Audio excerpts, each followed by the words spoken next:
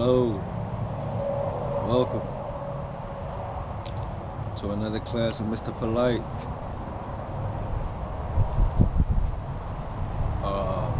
Want to get right into it. I would like to start off with what's hot. What's popular right now, what's going on, and of course that's the Corona-19, the COVID-19 virus. I'm not sure if you've seen it today, but Dr. Bright, a whistleblower, his credentials, let me let you know who he is. Dr. Bright was made the director of the Biomedical Advanced Research and Development Authority in 2016. So that means he's basically the authority that they have to answer to and ask, okay, is this vaccine ready to give and be administered to the public? His answer was no. So they sent him down from his role as the authority basically to a secondary role. He wrote a complaint about it and went to testify to them on Capitol Hill about it. Here in Central Florida, none of the local news station ran it. As a matter of fact, when he was on at about noon, Ron DeSantis was doing his thing here with giving the state an update on the coronavirus, and everybody's going to watch that when he's speaking instead of paying attention to who even Dr. Bright is. Trump said he don't even know him. Then he says he's a disgruntled employee, worked very close with the man. He's just not going to be the reason millions of Americans die. His quote was, "This winter will be the darkest winter in modern times." That is not a good statement right there. When you're worried about money over morality, money over what's doing what's right. He's about doing what's right. The FBI director did the same thing when he testified on Capitol Hill, because he's not going to be with he's not going to sabotage the American people, corrupt everything, and be the cause of basically the scapegoat, because the president told you to do it, so you did it, not the president, right? But he had some very powerful testimony today. I highly recommend you go ahead and pull that up and watch it. When he was live on the fort, when it was live on the 4,000 people was watching it at the max. When I seen it, that should have been a million folk watching that, because that is some pretty good information that he's giving away. Like I said, here in Central Florida, Channel 2 never ran it, 9, 13, or Channel 6. CNN didn't have it on. MSNBC played it, a little bit of it, and took it away. Turned it off so their panels can speak about what was said. But I am totally surprised none of them ran the whole thing. None of them. They also warned them about, okay, the vaccine or the virus is coming down the pipe, and America never did nothing about it. So that's basically what his complaint was. The shortage of PPE, personal protection equipment, he mentioned that. Told him there's going to be a shortage of that. Never cared about it. Now, what I think is interesting personally about that, I used to work in a hospital, and personal protection equipment, that was in abundance. Every floor got multiple storage rooms where it's to the max, to the brim with personal protection equipment. And they only used it one time and they disposed of it. Now they're using masks, or at least the citizens, once they open the country back up partially, using masks. And when you take it off, you put it right here up under your chin. That's a lot of dirt and sweat. Then you put it back on your nose and your mouth. And then after a whole day of wearing it, you should throw it away, wash it for sure if it's a piece of fabric, but do not continuously wear it, because it's filthy now. It's soiled. In the hospital, they dispose of that immediately. Another piece I was reading, they were speaking about hydrogen peroxide vapor and what that does, which is huge. There's what they're doing to clean the masks so they can be reused. So hydrogen peroxide right in your house right now. personal protection equipment, the masks. There's a shortage of those, and there's mountains of boxes inside the storage rooms in the hospital, but they out of it.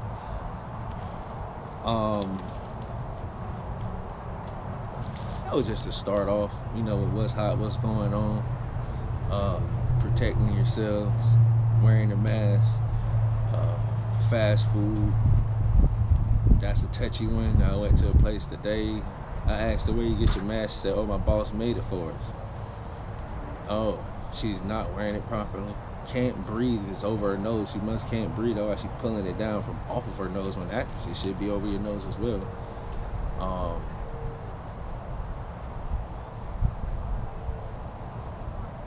They'll wash the mask immediately, the same day, not just continuously wearing it and it's soil.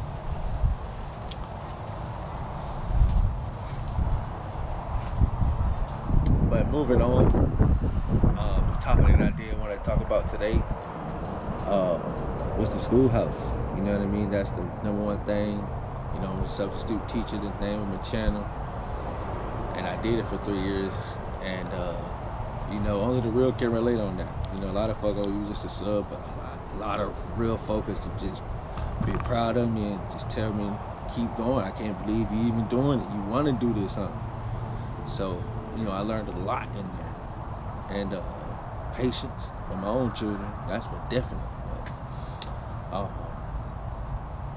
a lot of them. One thing you can control your child without your child being on drugs, and that's Ritalin. Whatever they put your child on, you say, yeah, put my child on to calm my child down. Can you control your own child? Because with this distance learning thing, you're really starting to see what the teacher was talking about. It really was. The teacher can't teach manners, home training, and teach your child how to read, write, and count. Some of those things need to be done at home already. You need to learn how to read and write at school. You need to know how to sit down, be quiet, and do what an adult is told at home. I had a crackhead mama. Let the Schoolhouse call. It's a wrap. I don't understand how the Schoolhouse call these parents today, and they got the nerve to blame the teacher, blame the other students, everybody but themselves first of all, and discipline your child when your child gets home. When I got home, I ain't come back the next day with the same attitude. I came back better attitude, ready to learn for real. And these parents, what did you do to my child? What did they do to my child? Questioning the teacher as if the teacher out here got something against your child. How much do you love your child? How much are you really willing to sacrifice instead of wanting to blame somebody? Step up, because the child need it bad.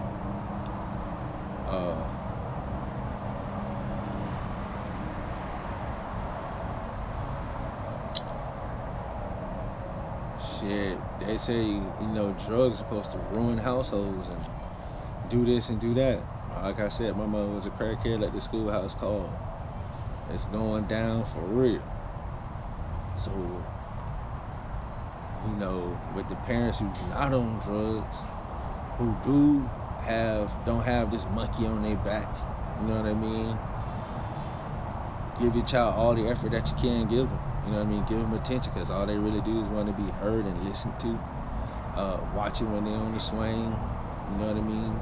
Help them create whatever drawing they want to create. Get them whatever instrument they need so they can exercise their mind. That's being yelled at and constantly being disciplined, like that's doing something to them when they don't know what they're doing is wrong. They're just doing what they've been raised to do.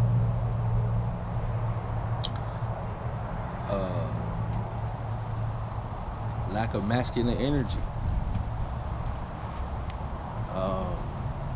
Me being a male, I come in there and they see me, they're already kind of looking at me crazy, looking at me sideways, just to see if,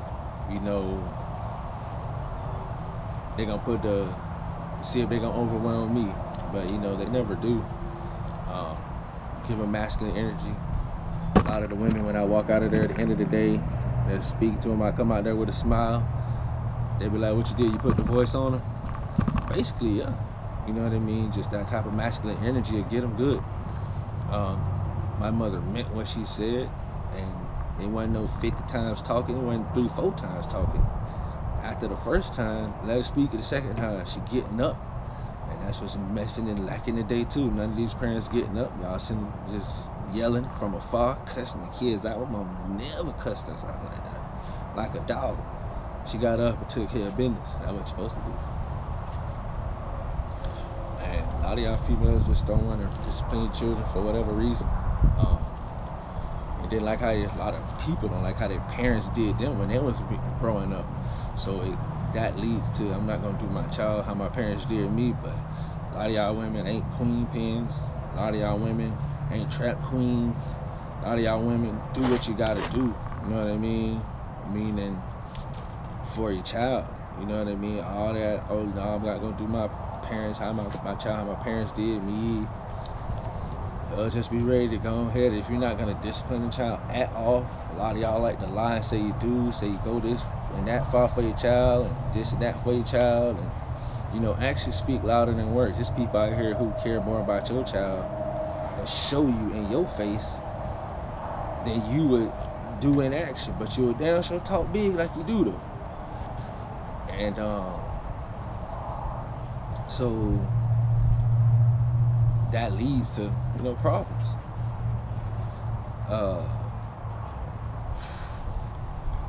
Number one thing, you know, moving on, the principals at these schools are not leaders, they're followers.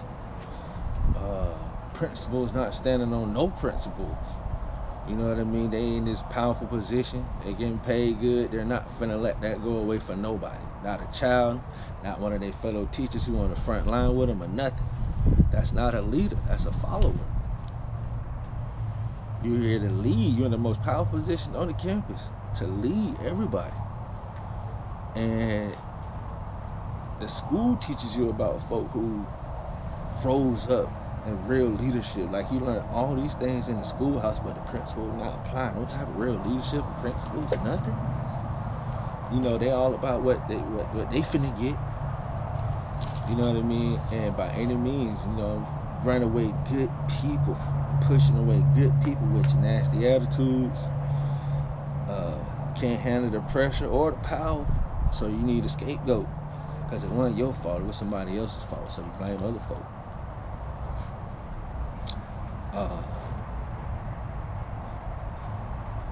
The white women counselors, they are really trying hard to control your out of control child.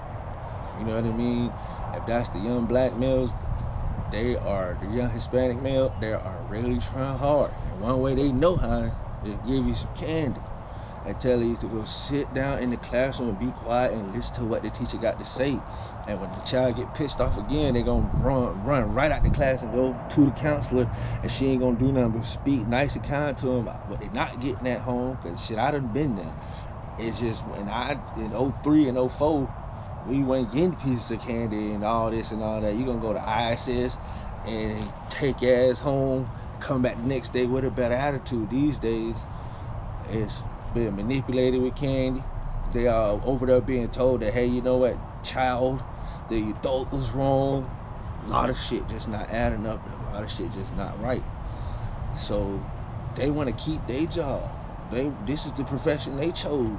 You know what I mean? They want to counsel and guide folk to being the best they can be. They don't want to be sitting around here constantly dealing with anger, constantly dealing with attitude, so they see the best way to do it. No, personally, I do not like it, because when I'm witnessing it, I yelled to the teacher across the hall, which was another brother, and I said, she's manipulating me. He said, yeah, that she is. But at the end of the day, you know what, you gonna get mad at her and cuss her out? No, she's just trying to work hard, keep her job, because these folk can't control their children at all. The difference between the counselor and the principal is the leader. When you go speak to them folk at the school board, you either gonna stand up for your whole entire school or you're not. You know what I mean? And when I was in school in the 90s and the 2000s, bitch, suspension was real. 3, 5, and 10 days. Parents are not being inconvenienced at all. 3, 5, or 10 days, your ass is at home. straight. Your mom ain't got no babysitter, ain't nobody to babysit you. It's just now the parent is inconvenienced. Now they finna sit up here and do what they gotta do to make sure that, hey, my child is finna sit down and be quiet and listen to the teacher the whole day, because I gotta go to work. I got errands I need to run. I got things I need to do while you at school learning, educating yourself, looking for a better future.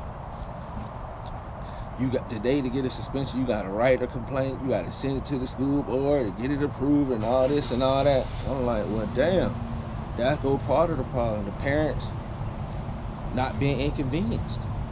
They gonna sit up and hang up on you when you call their house about their child. They don't give a damn. So now with this distance learning, they're sitting down with their own child, the ones that give a damn, because they sending the paper, they mailing the packet home to you now. So now by them mailing the packet to you, you gonna sit there and tell your child to do this, or you gonna sit there with your child and try to teach your child how to do it, and then you gonna see what the teacher talking about. Simple as that. Now the next thing is, can you accept that and do something about it without getting angry? Because you can't sit up here getting mad at all. Because at the end of the day, you've created this monster. You got to sit around and break that shit down, and it's possible to be broken down and have a civilized goddamn 6, 7, 8-year-old. That thing I just said, it was in the elementary schools. That's what's going down between K and 5th grade. And that's when the most crucial learning is being learned. The subconscious is being built and everything.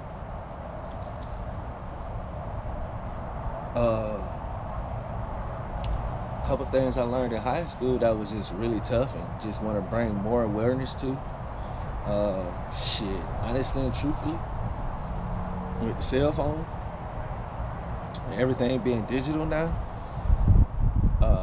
it's actually your child right now, whatever grade they in, if they just left school and they're like 19, ask them, look on the wall, on the clock on the wall, and ask you what time it is. Ask them what time it is. Really see if they can tell you, because they mind is just digital everything. They pull their phone out. It is, I said, what time it is, Miss Clark? What time? It is 5:57. But damn, when I look at the clock with the hands, I got a round. You know what I mean? I'm not up there 56, 57. No,